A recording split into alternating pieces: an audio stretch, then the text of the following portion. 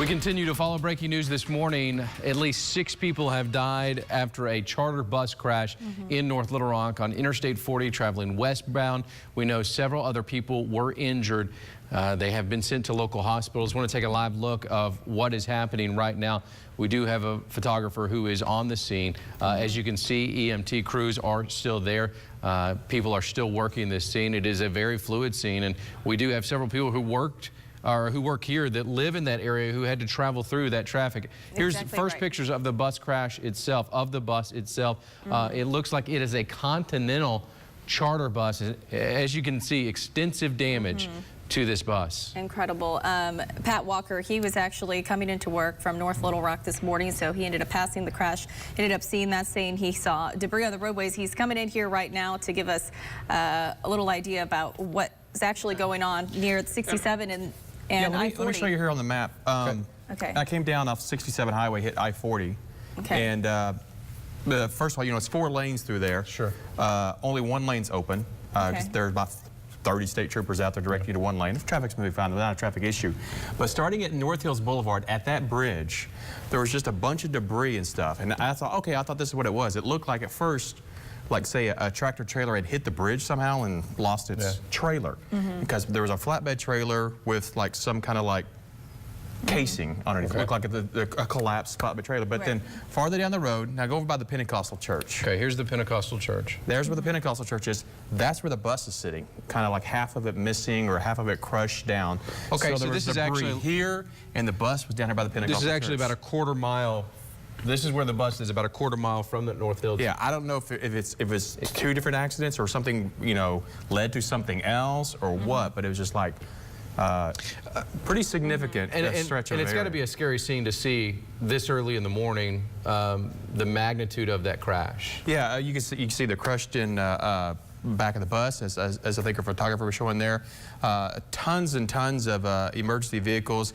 Even they had AHCD arrows out there directing you to 1 lane with this. Now, what made me think, since this with a big setup out there, this happened a while ago, I'm wondering if, with the heavy rainfall that moved through, I wonder if it was weather related. Yeah, we're told, according to Arkansas State Police, that the bus hit an abatement. Now, we did a little research on what an abatement is, and our understanding of that is that's part of the overpass. It's part of the bridge. But in the location that you're saying, I think it's a little bit further down the road than the North Hills exit where that overpass is. So maybe they hit part of that overpass and then travel another quarter mile. Wow. Again, what we know right now, 6 people are dead, and Natalie's been watching that traffic, and at some point, traffic will start picking up. Exactly right. Just getting reports right now. Red Cross is on the scene helping with victims right now. Of course, many have already been sent to the hospital.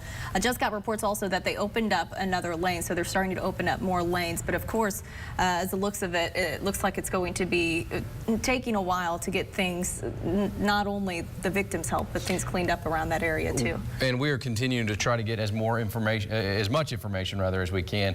Again, you can see as a Continental charter bus. We're not sure where it was coming from, where it was going to. We'll continue to work on that. We don't know how many people were on the bus at the time of the crash. All we know right now, 6 people have died. We also know that there are numerous people that have been sent to the hospital. Victoria Price will be live with us all morning long as we continue to try to find out more information on that. Pat, thank you for stepping in. We appreciate that, as he just traveled from the Sherwood area through North Little Rock and saw that. We'll continue to follow this traffic related, and we've got your weather coming up right after the break. We continue to follow breaking news this morning. If you're just waking up at 4:22, tragic news out of North Little Rock. A charter bus crash has killed as many as 6 people, numerous others sent to the hospital. Yeah, Arkansas State troopers called to the scene of 1 vehicle wreck around 1 a.m. this morning. This is near the North Hills overpass. Troopers say multiple people were taken to an ambulance to the hospital, as we just mentioned. Of course, we'll have more information as we get it in. We do know that Red Cross is there at the scene as well, helping with the victims that are still at the scene too. Interesting to look at the traffic at this hour starting to pick up. A live look at the traffic, and you can see the red in this area. This is where that crash is actually happening. My apologies there. But more importantly, we want to find out more information about what happened. Victoria Price is live with us this morning. Victoria, kind of paint the scene for us. What are you seeing out there right now as we are now 3.5 hours from when the crash happened? Hey, good morning, guys. Yes, it's still a very active scene here, even hours after that crash was first reported. The one thing I think is interesting, we're standing right now outside the First Pentecostal Church here in North Little Rock, where the wreckage of this bus crash is. And as you mentioned, the accident happened when the bus somehow collided with the 167 interchange overpass. So they've somehow managed to move that wreckage up to a considerable point here in front of the First Pentecostal Church here on the westbound lane of I-40. Now, earlier this morning, traffic was completely blocked off. They've at least opened one westbound lane here, so there is still somewhat of traffic flow here on I-40. But really just a very active scene and a very upsetting scene. As you also mentioned, survivors from this bus crash still on scene here. Red Cross here helping them out, giving them blankets, making sure that they're okay. I am sure many are, if not injured, noticeably shaken up. Some representatives from the First Pentecostal Church have also showed up this morning.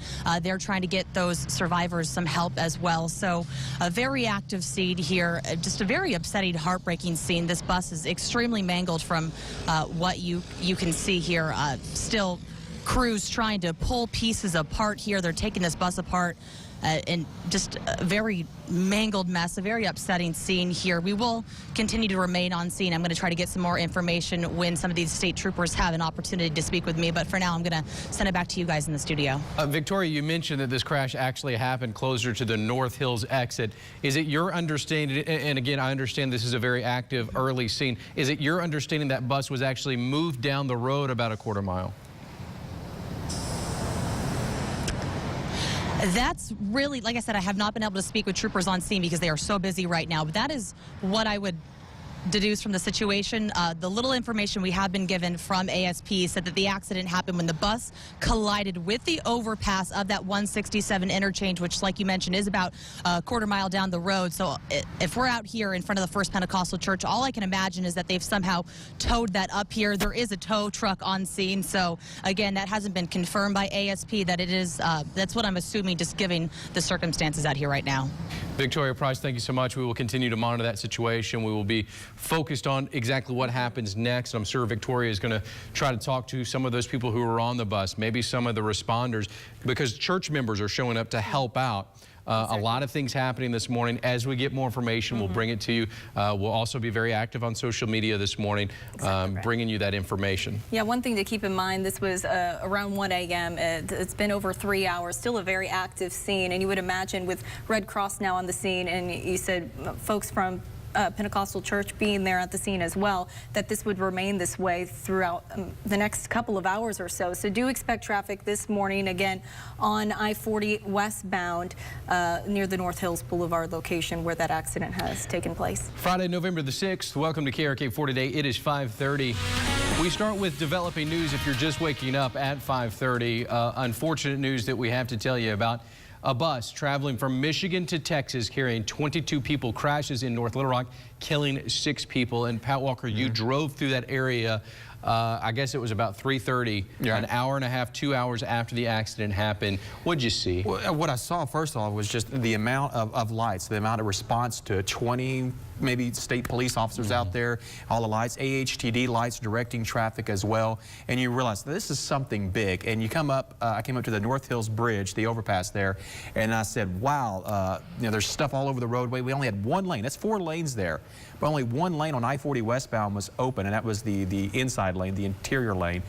And then you can see up ahead by the Pentecostal Church, more lights. Like, what's going on up here? Is this 2 things? But that's where the bus was at that moment. I don't want you to speculate on what caused the accident, but driving through when you did, was the road wet? Could you see where it was overly dark, not a lot of lighting? Yeah. Do you think that was a contributing factor to what happened? Before I drove through there, I'd stopped off at a gas station in my neighborhood, and the guy said people were stopping in overnight saying they couldn't see, the rain was so heavy. This accident happened maybe an hour or less after the really heavy rainfall moved through. It was still raining. Road spray on the road, I think, could be a contributing factor to this. All right, let's move to what's happening now. Victoria Price joins us live. Victoria, you have been there all morning long. What has happened over the last 30 minutes? Get us up to date. Well, really, for the most part, the scene has cleared. So, Pat, all those emergency crews and lights that you saw earlier have, for the most part, left the scene. They've towed the wreckage of the bus away. Some of the survivors who were out here on the side of the road with blankets and whatnot, they've now been taken away. The Red Cross is helping those survivors who were not taken to the hospital now have some shelter, putting them up in hotels and things like that. I'm actually going to bring in Bridget Williams from the Red Cross. They're about to clear the scene, but before you go, Bridget, just tell us what you can so far about your response and these victims out here this morning. Well, we were here as we would be with any other disaster. People are surprised to find out that the Red Cross does respond to transportation accidents. Our role is to take care of those people who were involved. So we have those people who were not injured, we've had them over to the side, provided them with blankets, hot coffee, and just a calm atmosphere, as you can imagine how shaken that they are to be awakened in such a tragic accident. And now they have been taken to a local hotel where hopefully they can get some well-deserved sleep and rest before they continue their journey. And I can't even imagine what a traumatic thing that must have been for them to go through. Did any of them speak to you at all or express any emotion, or did they tell you anything about what had happened? They did not, and we didn't want to obviously query them about what they've gone through. What we do know is obviously they're just still trying to process everything. So our volunteers are here, and they were just, I think, a real comfort for them, and everyone just huddling together and just comforting each other. And then now what's next for you and the Red Cross? Other than responding to whatever may come up today, we have taken care of the passengers at this point. They have been in contact with the company that they work for. So at this point, we have turned them over to them, and hopefully they'll have a safe journey on their way. Bridget Williams with the Red Cross. Thank you so much for being here this morning.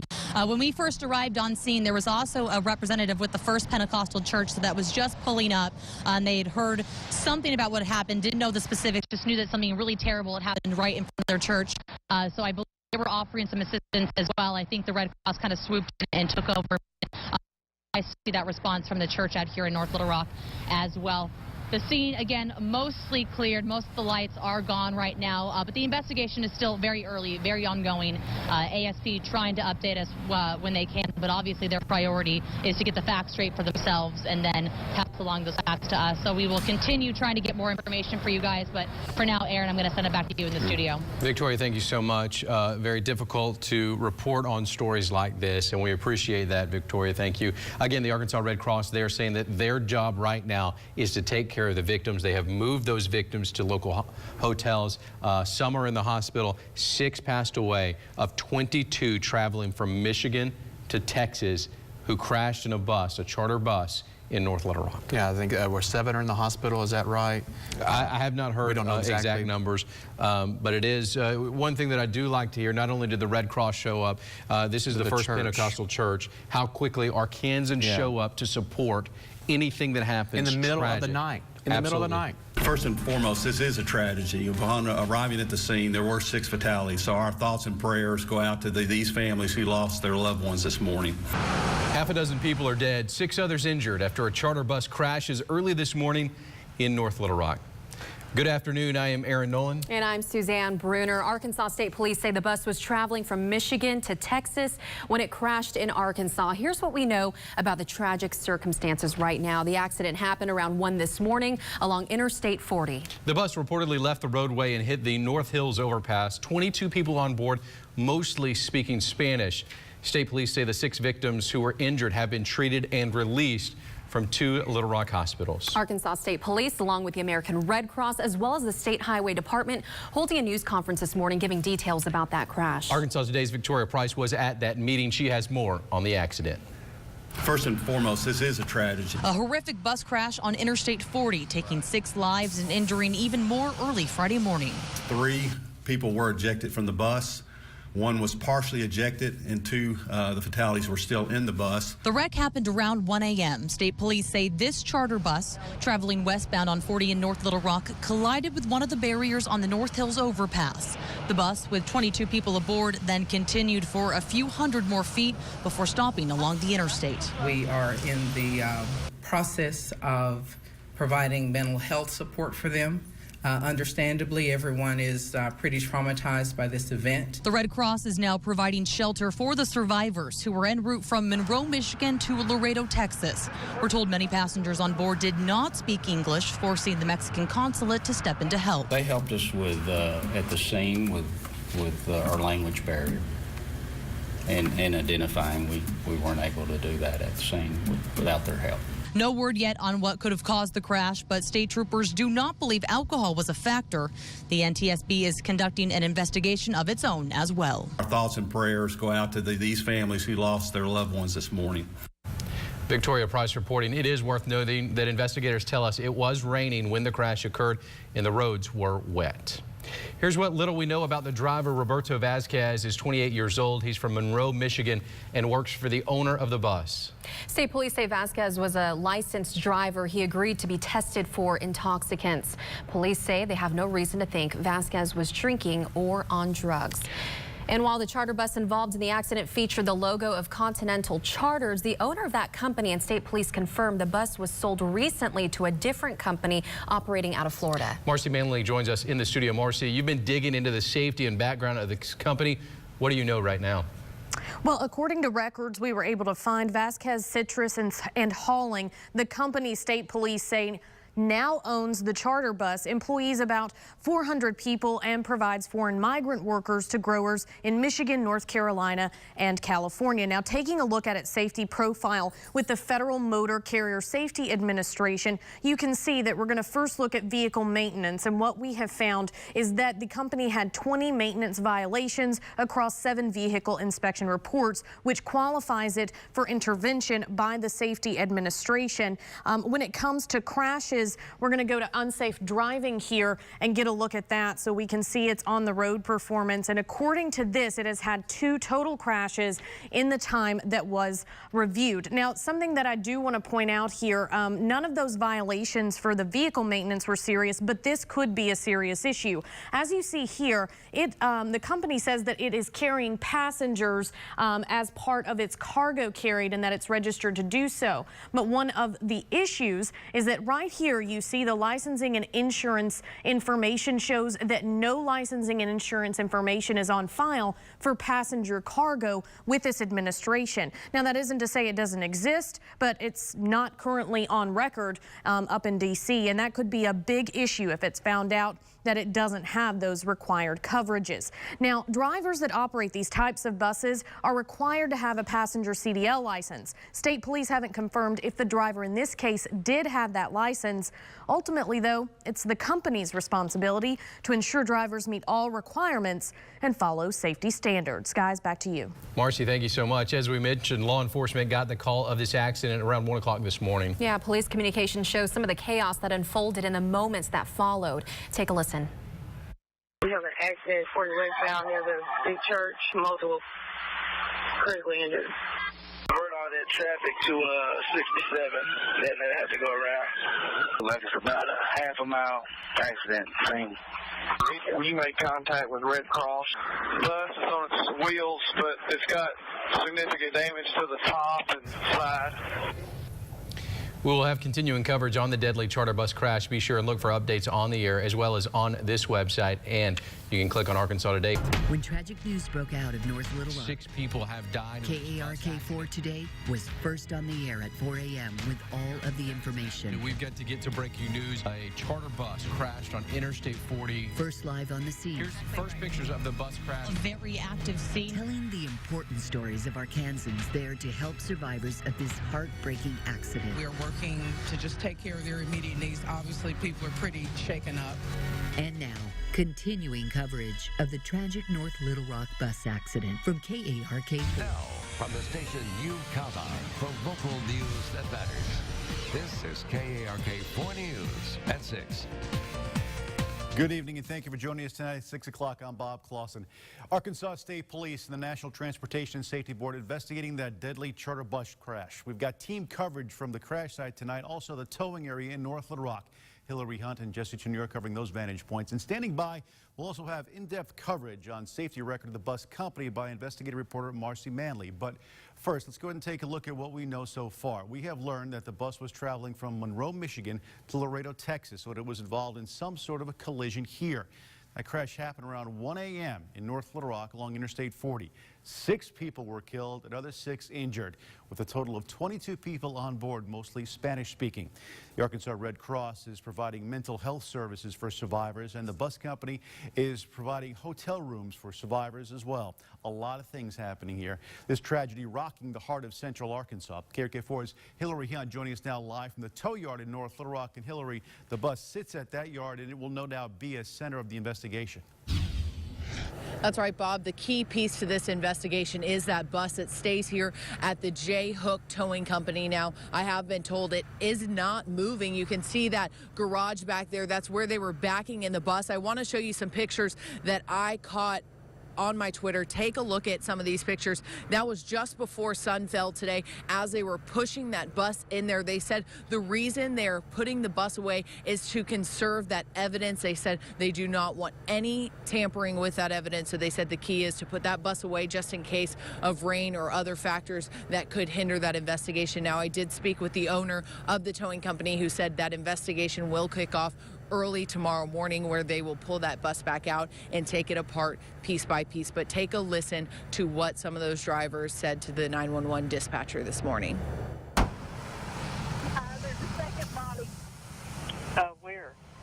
Out here on the interstate where all the debris is. Drivers shocked by the sights of Friday morning's horrific bus crash. 3 people were ejected from the bus.